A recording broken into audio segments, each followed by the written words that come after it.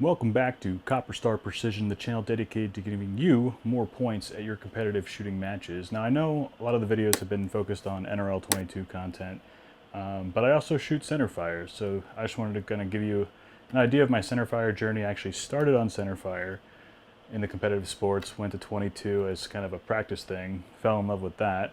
But centerfire is definitely a different challenge, also equally as fun, a little bit more costly due to ammunition, but I'll kind of talk through my journey in case anyone's interested, and we'll go over the rifle. So last year was 2021 was my rookie season, and I picked up this. This is a Tikka T3x TAC A1. And I got this with the intention of maybe shooting production class because there are price limits, and I wanted to do somewhat of a budget-friendly entry into the sport. And this is actually chambered in 308, so it also qualifies me for tactical class. And then when you look at production class, some of the production rifles, I believe the dollar limits are like $2,500 for the rifle, $2,000 for the optic. And if you look at that, and some special built for production class rifles from people like Masterpiece Arms and all that kind of stuff, shooting 6.5 or 6mm bullets that are like lasers, production class can be quite competitive. So I decided to go with tactical class. I looked at the 308. This rifle also comes in 6.5 Creedmoor and maybe some other calibers, but 308 and 6.5 Creedmoor are probably the most common. I went with 308 for a couple reasons. One, ammunition availability at the time. I wasn't going to start reloading, which I now have started doing on the press back here, but ammunition availability was definitely a big concern. And then barrel life. And I didn't really know anything about barrel life, but you hear stories how the 308 loads aren't as taxing on barrel as 6.5 Creedmoor loads, or even worse, the 6mm rounds. So not knowing anything, I really just kind of looked at this rifle, thought it looked very good, heard great reviews, and people talking about its smooth action, all that kind of stuff, and it's kind of evolved to the point where you see it today. So it is a stock Tikka T3x in the TAC A1 chassis, so the action is all stock. Empty chamber flag, safety check, no magazine in here, rifle is clear. The action is very smooth. I mean, it is just near effortless. I could do this all day. Yeah. Very nice smooth action. And what's different than the stock rifle is basically I've added this sort of bag rider on the bottom here, instead of just the pick mount where people like to put stupid things like monopods. Don't shoot with a monopod, please. It doesn't do anything for accuracy. Bag rider here. Obviously you can see the extensive fore-end weights. So 2 pairs of MDT weights, which take up 2 M-LOK slots, and then a Gray Ops weight, which takes up 3 M-LOK slots. So I'm using all the M-LOK slots on the fore-end for weight, and that's for balance. And unfortunately, the 308 version of the rifle only comes with a 20-inch barrel. The 6.5 Creedmoor comes with a 24-inch barrel, I believe. So having a relatively short barrel for the competition, you see guys usually running, I don't know, 24, 26-inch barrels in most of their custom-built guns, because you want the weight out here, because you want to balance actually in front of the mag well. So if this is the mag well, you actually want your balance point to be somewhere a couple inches ahead of the mag well. On the tip here, we've got area 419, 4-port brake. This is I believe it's called a strike fire. I have a tuner on this rifle, and that was kind of back a relic from the past when I was using it with factory ammunition. I found that even with match ammunition, I was shooting Hornady ELD M match bullets, 168 grain. I think they also make a 175 or 178 grain bullet. And there are restrictions on the bullet weights. I think it can be max 180, and it can only go 2,800 feet per second in tactical class for the 308 caliber. So there's restrictions there, but there was match ammunition available that I was able to find, had success with. I was really able to dial it in with the tuner, because factory ammunition, you're not reloading, you're not setting overall length or bullet seating depth. You can't really do that with factory ammunition. So a tuner did help. I keep it on the rifle and then tune my loads. It adds that little extra margin of accuracy. With hand loads, you can probably get close enough, because in the PRS game, most targets are going to be 1 MOA sized or better. So if you're shooting a target at 600 yards, it's probably going to be at least 6 inches wide. So not the the craziest thing in the world, and most targets are more generous than that, 2 MOA, etc. at distance. So you don't need an F-class rifle that shoots small groups at 1,000 yards. It's nice, but it's not a necessity for the sport.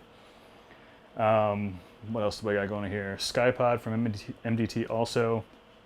The optic here is a Primary Arms. It's a 6-30 power. It's their PLX line, their Platinum line.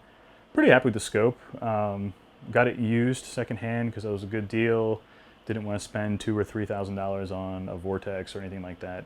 One of the razors that was out at the time, the Gen 2 was out, now the Gen 3 is out. There's lots of great glass that I would like to get behind. It's just, you know, budget's always a concern. So this comes in around $1,500 new, but I got it far less than that on a good used deal. Been pretty happy with it. It has the Athena BPR mill reticle, which actually has a chevron as the front focal point. I'll probably put a picture up here of what the reticle looks like. Having that finite aiming point is really cool. The markings, Christmas tree, everything like that is is useful, and I use that a lot. I think I have an Anarchy Outdoors Dragon Scale bolt knob just for a little bit more purchase. The grip has been changed out to, I think this is a Masterpiece Arms vertical grip. Just gets your hand in a more vertical position. This usually has like a slanted, more AR style grip on the chassis. On the other side, not too much here. Dope card holder. So this is the scope is in a spur mount, so it's got the spur Hawkhill custom spur mount for data card holder. Really important, fully articulating. You know, you can tuck it away if you're not looking at it. Gives you all kinds of options to look at. This here is a level indicator. It's the Send It level. I think it's version 3. Right now it's level because it's on green, but if I were to tilt the rifle, you'd see it go red. And the way I remember it is if it's showing red, you need to tilt the rifle to your right. If it's tilting blue, it's to the left. But I just remember red right, and obviously blue is different, and there we're level. So it's kind of an anti-cant device. It's really important for that, especially the longer range shots, especially with 308, right? Because the disadvantage to 308 versus other calibers is with heavier bullets, you get good BC, and you can get good ballistic performance and wind, but really at those longer distances, I would say past 600 yards.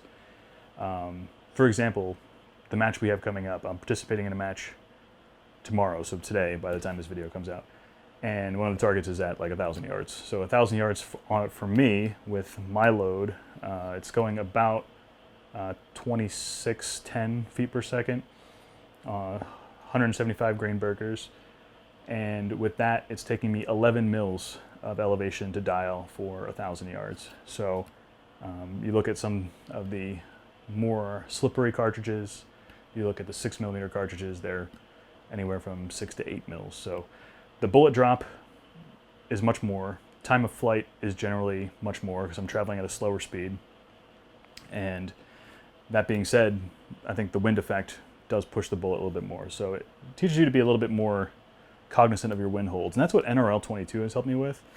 You know, it doesn't sound like wind would affect a small bullet that much at the short distances we engage at, but the BC of that bullet is, the ballistic coefficient of that bullet is so bad that wind does have an effect. So reading wind with a gun that doesn't recoil or kick as much as this one, where I can focus on my wind reading and I'm not worried about as much of the recoil, has been really beneficial and why I got into NRL 22. Because this thing kicks like a mule, even with all the weight. I don't know what the exact overall weight of the rifle is, but it's significant. It's probably close to 16 pounds, 16 to 20 pounds, depending on what's on it. But even with all that weight and a really aggressive muzzle brake, which really helps you make friends at the range, sarcasm. But even with the aggressive brake, you know, and getting your shoulder into the gun, I mean, it kicks. And target reacquisition is extremely important in this sport. And the range that we shoot at is notorious for having hard to find targets. So that being said, it's challenging. So in my rookie season, I was actually able to secure first place in the Southwest Series Tactical. Not because of ability. Trust me, not because of that. It's because I'm the only one who qualified for the tactical class. I went to all three.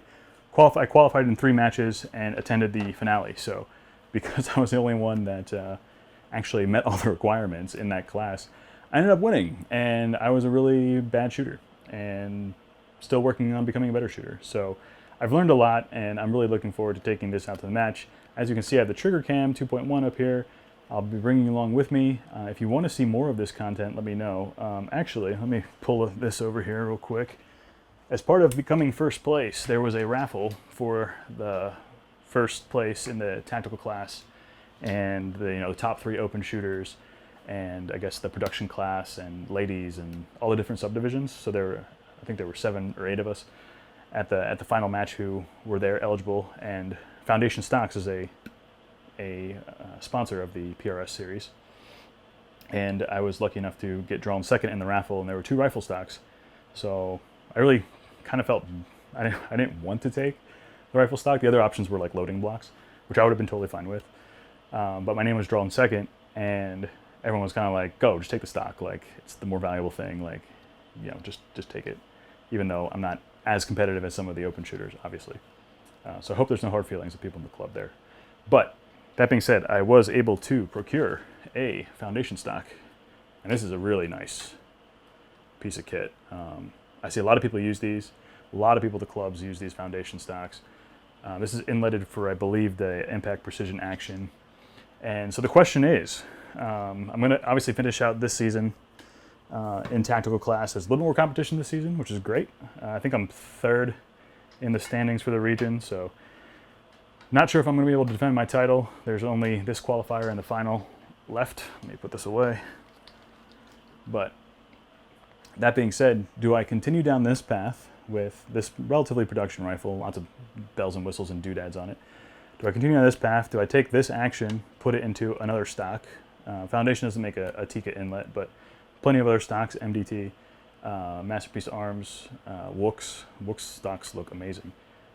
And do I rebarrel it into something that's a little bit thicker contour and longer, so I can get 1, more velocity, 2, more weight towards the end of the barrel for better balancing, so I don't have to have all this absurd weights on the handguard? Do I go that route, stay in the tactical class, or should I move to open and build on the Foundation stock a open gun? If I'm going to go the open route, I have a couple of stipulations, and comment below if you have any opinions. The idea with open class is I would like a cartridge to chamber in a cartridge that is slippery, high BC, good performance. I'm leaning towards 6BR. I don't want to go 6 Dasher or 6BR Ackley improved or 6 GT or anything like that, because I would like to get ready-made brass for it, or if there are factory ammo options available. And I know that Lapua makes BR brass, but I would have to fire form some of the Dasher brass. I know some other companies, Alpha Brass, makes some of the special brasses. I really am loyal to Lapua. I think they make excellent products, and I would like to go that route where it's a chamber, it's a cartridge that Lapua produces factory brass for, where I don't have to go fire form and all that kind of stuff. So I'm leaning towards 6BR, or I could build that into a new 308 rifle, but that kind of makes this redundant, and I know obviously I have some sentimental value to this rifle. It's the first rifle I bought for PRS, so do I stick with this? Do I go to open class, or do I try and compete in both? Now, it would be pretty much impossible to go to all the qualifiers unless I travel out of state and flip-flop qualifiers, but there's usually only a set amount, and I probably wouldn't be able to make the 3 qualifiers in both classes. And besides, at the final, the regional final, you'd only be able to participate with 1 rifle anyway, so I'll have to make a decision for next year. So do I stick with 308, or do I build an open gun that has a laser beam cartridge like 6mm BR or something like that? If you guys have opinions about that, or if you are interested in sort of the PRS side of the centerfire world, let me know in the comments below. Don't forget to like, comment, subscribe. And I'm going to bring you along for the match, and we'll see how the video is received. So if you want to see more of this content, in addition to the NRL 222 content, I'm not going to stop doing that. But I do have other interests in centerfire, trying to get into some pistol shooting. I'm a terrible pistol shot, but if you want to see more firearms content, more sporting firearms content, I would love 3-gun, but feeding this rifle, a 22 rifle, and then 3 other guns, challenging. But I'll do it, because it's so much fun, and it sounds really silly, but it's just pulling a trigger at the end of the day, and but it's so different across all disciplines. So whatever your interests are, leave them below. I'll tell you if I have any experience with those interests. Mostly doing centerfire PRS, NRL-22, but I'm open to new ideas. And as this channel grows, I would really like to expand to the other shooting disciplines. And as always, the whole point of these videos is to try and help you score more points.